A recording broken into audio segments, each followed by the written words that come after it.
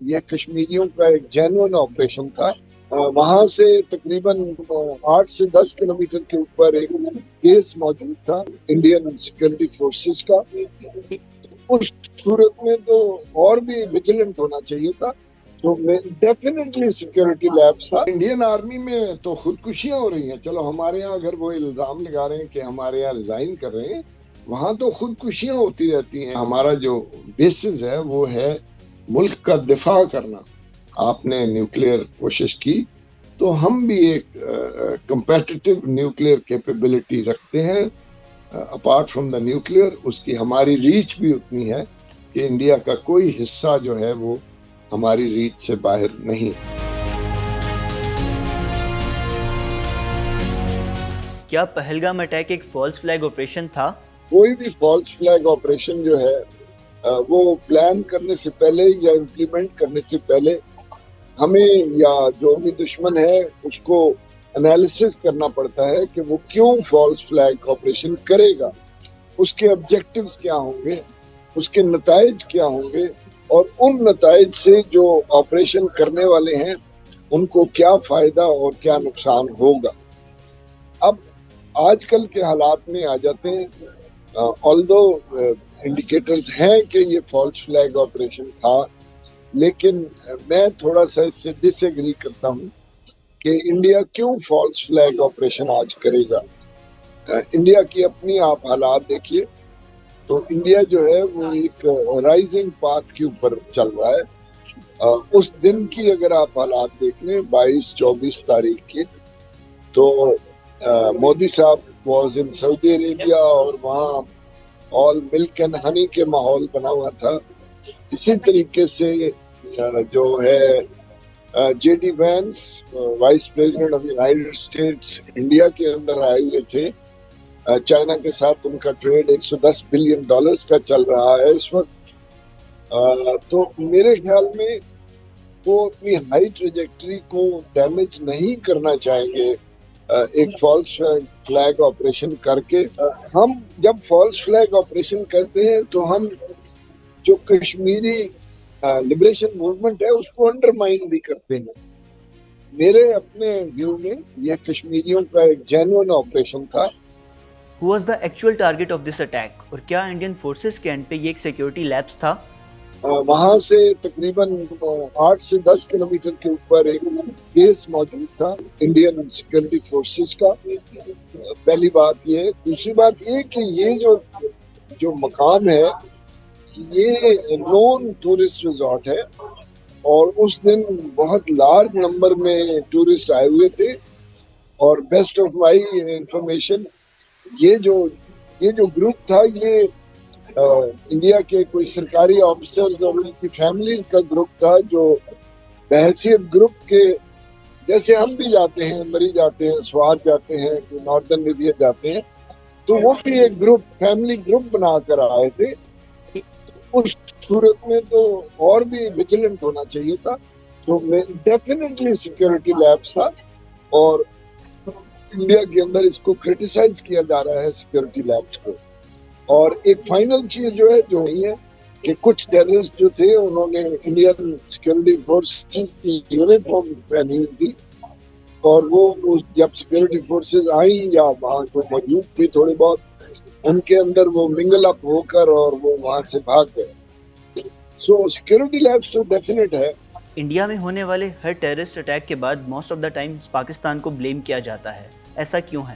یہ شروع سے انڈیا میں ایک وہ رہا ہے، پیرانویا بھی کہہ سکتے ہیں کہ، اور دوسرا ایزی وے آؤٹ ہوتا ہے کہ آپ کسی اور کو بلیم کر دیں، اپنے لیپسز اور اپنی جو غلطیاں ہیں ان کو نہ مانیں۔ اور یہ میں بتاؤں یہ انڈیا کے لیے بھی ہے، لیکن یہ ہیومن سائیکی بھی ہے۔ آپ کسی بچے کو بھی کہیں نا کہ یہ تم نے کیوں گلاس توڑ دیا، تو وہ کہے گا جی میں نے تو نہیں توڑا، وہ گلاس خود ہی گر گیا تھا۔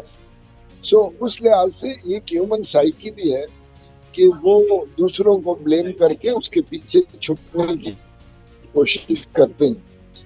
اب انڈیا میں بھی یہی ایشو ہے کہ یہ ایک مطلب 7-8 دہائیوں کا ایک کانفلکٹ ہے جو چلتا جا رہا ہے، تو ایک لمٹ آ گئی ہے ان کی بھی کہ وہ اس کو مان لیں یا نہ وہ کریں۔ اور پھر پاکستان اویلیبل ہے ان کو. ہم ڈکلیئرڈ سپورٹر ہیں کشمیری انڈیپینڈنس اسٹرگل کے. تو جب ڈکلیئرڈ سپورٹر مل جائے تو اور ان کو کیا چاہیے ہمیں بلیم کرنے کے لیے. اور بدقسمتی سے ابھی خواجہ آصف صاحب نے ایک بیان دے دیا ہے جس سے آگ لگ گئی ہے.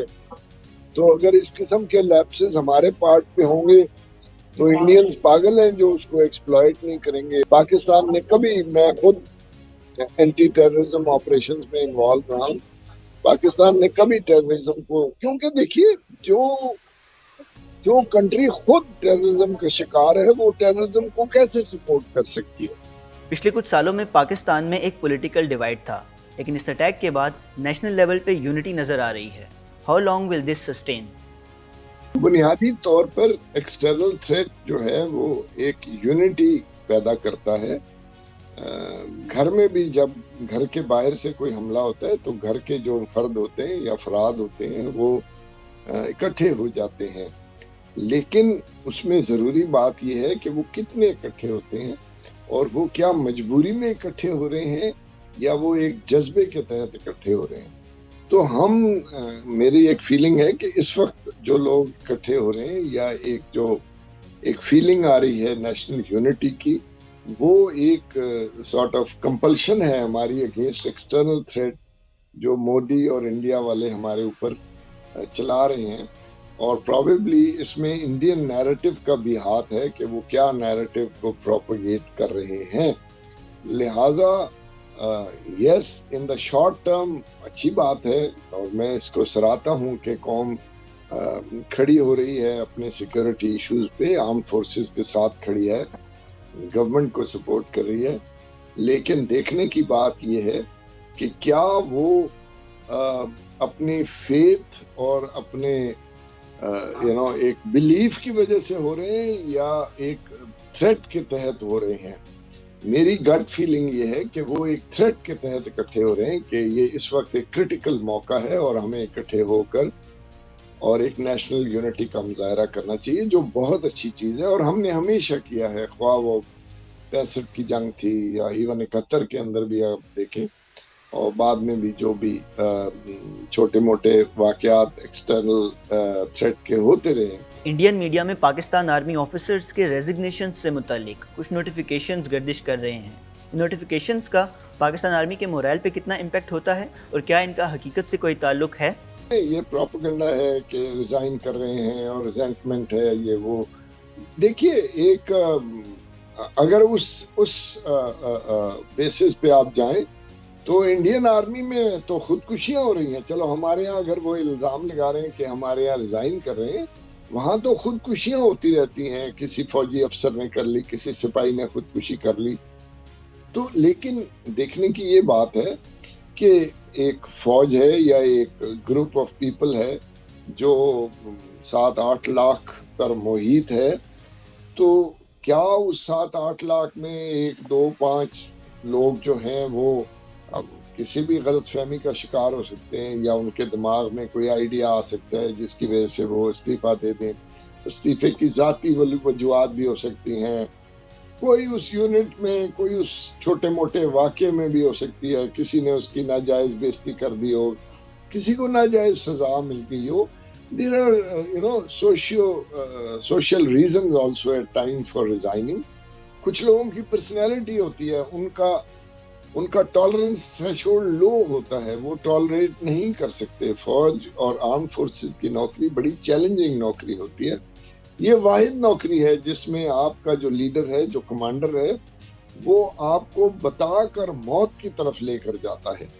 وہ کہتا ہے کہ وہ گولی آنی ہے، اس گولی کی طرف آپ نے جانا ہے. اس کے لیے ہائی لیول آف موٹیویشن چاہیے. تو اس لیے یہ کوئی وہ میرے خیال میں بالکل غلط ہے کہ جی وہ ڈسکنٹینٹمنٹ ہے اور یہ ہے وہ ہے. انڈیا کے ایئر بیس کے اوپر ساؤتھ انڈیا میں ان کا ایک بیس تھا جس میں پائلٹس کی خواتین نے اپنے ایئر بیس پہ آ کے ہڑتال کر دی تھی کہ ان کے جو ہسبینڈز ہیں، جو پائلٹس ہیں، ان کو ایسے جہازوں میں ڈیوٹی کرائی جا رہی ہے جو سیف نہیں ہے.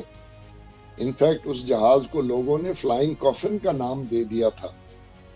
تو اس کا لیکن یہ مطلب نہیں ہے کہ پوری انڈین ایئر فورس جو ہے وہ باغی ہو گئی ہے یا وہ لڑنے کو تیار نہیں ہے.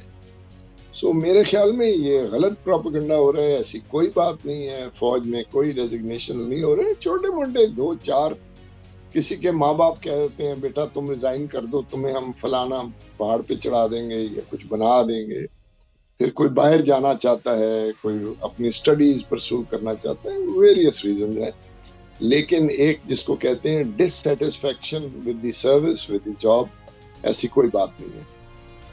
اس سچویشن میں اگر انڈیا اٹیک کرتا ہے تو پاکستان کے پاس کیا کیا آپشنز ہیں؟ ہمارا جو بیسز ہے وہ ہے ملک کا دفاع کرنا. ہمارے اندر کوئی وہ نہیں ہے کہ ہم انڈیا کی فلانا راجستھان پہ قبضہ کر لیں اور فلانی جگہ قبضہ کر لیں. ہماری جو ڈیفینسو یا ہماری جو سیکیورٹی سسٹم ہے وہ بنیادی طور پر ایک اینٹی اگریسو یا ڈیفینسو ڈیزائن کے اوپر بنائی گئی ہے. وہ چھوٹا موٹا ہو جاتا ہے, ٹٹ فار ٹیٹ, انہوں نے کچھ کیا آپ نے بھی قبضہ کر لیا. لیکن ہمارا کوئی وہ جس کو جو پرانے زمانے میں ہوتا تھا نا کہ وہ لال قلعے پر جھنڈا لگانا ہے اور یہ ہے اور اس قسم کی چیزیں, یہ نعرے لگائے جاتے تھے, یہ ہمارا ڈیزائن نہیں ہے. اس لیے ہماری آرمڈ فورسز جتنی کتنی ہیں, جو ان کے پاس ہتھیار ہیں, بنیادی طور پر they are designed as a defensive mechanism. اس کا ایک کمپوننٹ ہے جو اوفینسو ہے اور اس کو ہم کہتے ہیں کہ offence is the best defence, تاکہ ہمارے پاس ایک رسپانس میکینزم موجود ہو کہ اگر وہ فار ایگزامپل خدا نخواستہ ہمارے کسی بڑے شہر پر میزائل فائر کرتے ہیں تو ہمارے پاس کیپیبلٹی ہونی چاہیے کہ ہم اسی سائز اور اسی انٹینسٹی کے ساتھ ان کے کسی شہر کے اوپر سٹرائک کر سکیں.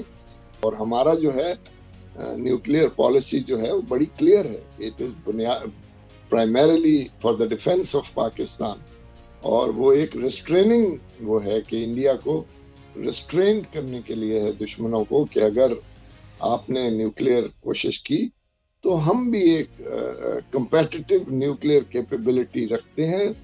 اپارٹ فرام دا نیوکلیئر اس کی ہماری ریچ بھی اتنی ہے کہ انڈیا کا کوئی حصہ جو ہے وہ ہماری ریچ سے باہر نہیں ہے.